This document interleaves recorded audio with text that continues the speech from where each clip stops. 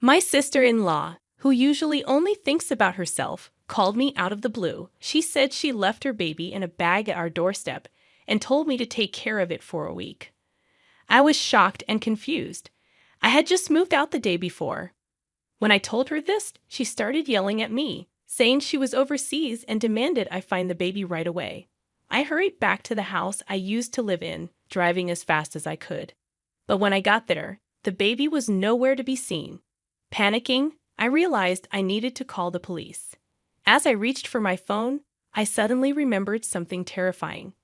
I had been married to Scott for 10 years, and we had always wanted children, but we were never able to have any.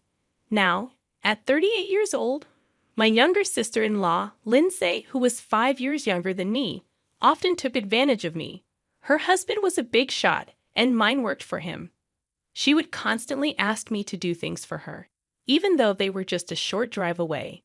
Since she got pregnant, she became even more demanding, making me do all sorts of chores, even though I loved helping people.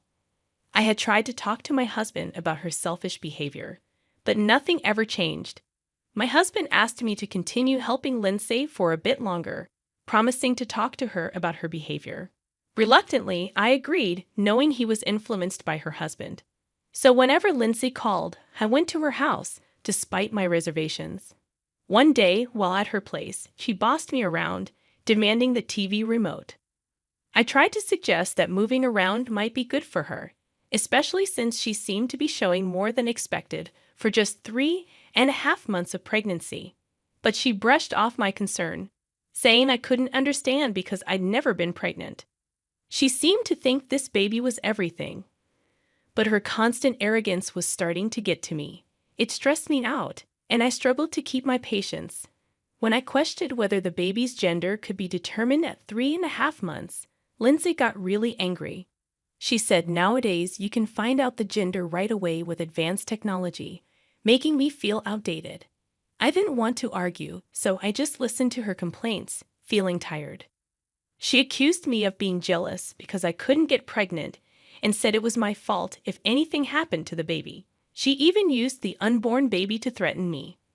Being around Lindsay became suffocating, but I had to bear with it because my husband asked me to. I felt uneasy about the situation, but my husband told me to hang in there a bit longer.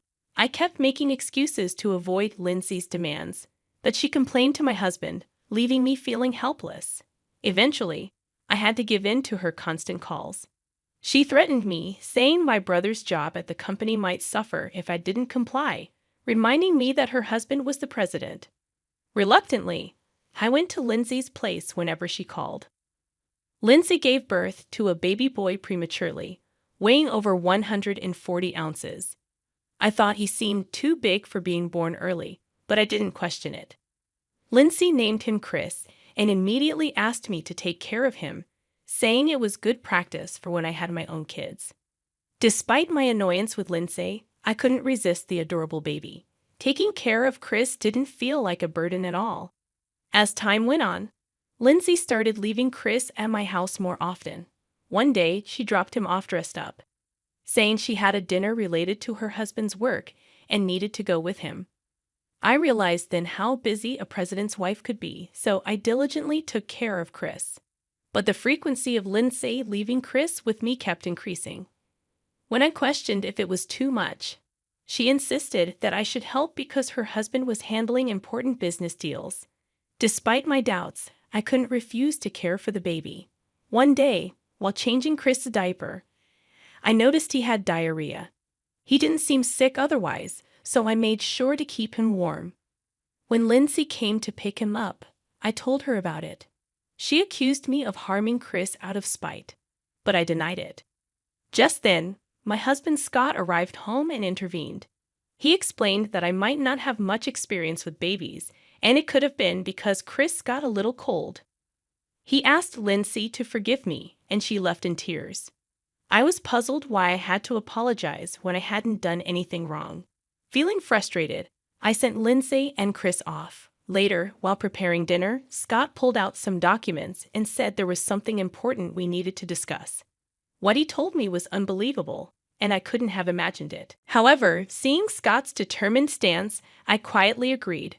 A week later, while unpacking boxes, Lindsay called, saying she had left a bag at our entrance and that I should take care of Chris for a week. I was baffled, as we had moved out the day before. I pleaded with her to pick up Chris immediately, but she didn't believe me at first. Finally understanding, she panicked, revealing that she had left Chris in a bag on the doorknob 5 hours ago. Despite it being spring, it was still chilly outside. Worried about Chris' well-being, I rushed to our old house. However, there was no sign of him or the bag. After searching and asking neighbors with no luck, I was about to call the police when I received a shocking call. I was left speechless by its content. Lost in shock, I wandered around until Lindsay called again, asking if I found Chris in the bag at the entrance, but he wasn't there, and I couldn't find him anywhere. Lindsay panicked, fearing her husband would divorce her if Chris wasn't found, blaming me for everything. Desperate, Lindsay refused to involve the police, prioritizing her husband's reputation over Chris's safety. She even admitted that Chris was just a means to get money from her husband. I was stunned by her selfishness. Eventually, Lindsay lamented that her trip was ruined as she couldn't get a flight that day. It was clear that she cared more about her own inconvenience than the safety of her own child. But I'm coming back tomorrow. Don't tell my husband anything. If you find Chris, contact me immediately. I'll do what I can. Lindsay seemed satisfied with my response and hung up. The next day, as I waited for her at the airport, she arrived with a man, looking displeased. When I told her that Chris was unreachable, Lindsay panicked, accusing me of lying and demanding that I find a baby resembling him immediately. Enraged and devastated, she questioned if I was even a mother. Overwhelmed with anger and sadness, tears streamed down my face. But I composed myself and firmly told her to talk to a woman who had been hiding behind me, revealing herself as the wife of Lindsay's affair partner. The man trembled in shock as his wife confronted him, refusing to forgive him and giving him a hard slap. Passers-by stopped to watch the dramatic scene unfold. Lindsay tried to explain that they weren't in that kind of relationship, but her attempt to deceive was cut short when I started recording the scene on my smartphone. Despite Lindsay's protests, I remained calm and showed her the evidence I had collected, including emails and photos of her with her affair partner. She tried to snatch them away, but I stood my ground. I had actually met her affair partner's wife by chance, as she worked at my regular hair salon. Lindsay was stunned, realizing how I had found out about her affair. She had no explanation for her actions, and I felt a mix of relief and satisfaction as I confronted her with the truth. Unlike his wife, who was successful and owned several shops and was skilled in a technique, her husband was known for not working and just playing around. He was a typical husband sponging off his wife. When I told his wife about Lindsay's affair trip, she said she had enough and decided to join me. Usually gentle and kind, I was surprised at how terrifying she could be when angry. The hairstylist, known as a playboy, couldn't stand up to his wife and begged repeatedly for her not to divorce him. Watching her resolute refusal, I felt a strong resolve. Moreover, I wondered if Chris was born from the affair. When I mentioned this, his wife brushed it off, but I showed her documents proving Lindsay's husband wasn't Chris's biological father. Lindsay snatched the DNA test results and tore them up, thinking she could get away with it. But I wasn't going to let that happen. I revealed I was on a video call with Lindsay's husband, who had been monitoring her actions. Lindsay panicked, realizing she had been caught. I explained everything step by step. A week ago, her husband suspected something and requested a DNA test. Meanwhile, he'd lied about going on a business trip to monitor her actions.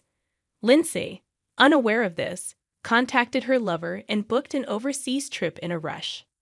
After placing Chris in a bag at the entrance of my old house, Lindsay skipped off to the station, humming a tune. Her husband followed her and took care of Chris. If he hadn't, who knows what could have happened. Surprised, Lindsay's husband had been the one I was about to call the police when I couldn't find Chris. Surprised but eager to fully understand the situation, I immediately went to Lindsay's husband's house. Chris was full of energy, playing with a rattle. As I recounted the events, I remembered that despite being born a month early, he weighed over 140 ounces. I had reluctantly accepted it at the time, but now it seemed strange. With Lindsay's husband's permission, I searched through her belongings and found her maternal and child health handbook. Looking at its contents, I discovered that Lindsay had falsified the baby's weeks. It all started to make sense.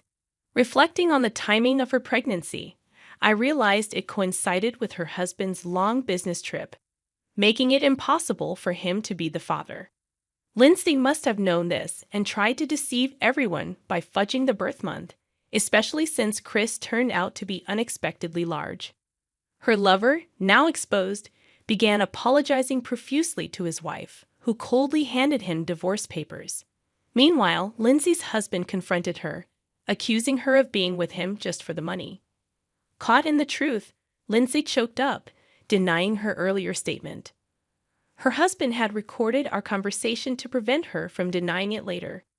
Lindsay seemed to tremble slightly, but then she attempted to justify herself, claiming that Chris was still her child because she gave birth to him regardless of blood relation. Both her husband and I were appalled by her selfish justification. Lindsay's husband abruptly ended the call, leaving Lindsay in shock. She tried to call him back, but it was clear that he had had enough. Feeling a mix of frustration and disappointment, I confronted Lindsay. Despite everything I had done for her, she showed no remorse, only caring about salvaging her own situation. As Lindsay collapsed on the spot, realizing the severity of her actions, I couldn't help but feel a chill. Despite her brother being her last ally, she screamed in disbelief when she realized he had abandoned her. I firmly declared my separation from my hopelessly awful sister-in-law, knowing that Chris deserved better. Later, I reported Lindsay's abandonment of the baby to the police. Although she was quickly protected, the act was deemed too cruel, and she was severely reprimanded. Lindsay ended up divorced and disowned by her family, utterly alone. She was sued for child abandonment and tricking her child's father, demanding $30,000 in damages. Forced to borrow money, she ended up working in a shady place to repay the debt. Meanwhile, I resolved to raise Chris as my own child. When I shared this with my husband, he happily agreed. And to top it off, I revealed that I was also expecting a new life. We promised to raise these children with care, ensuring they could live freely and happily.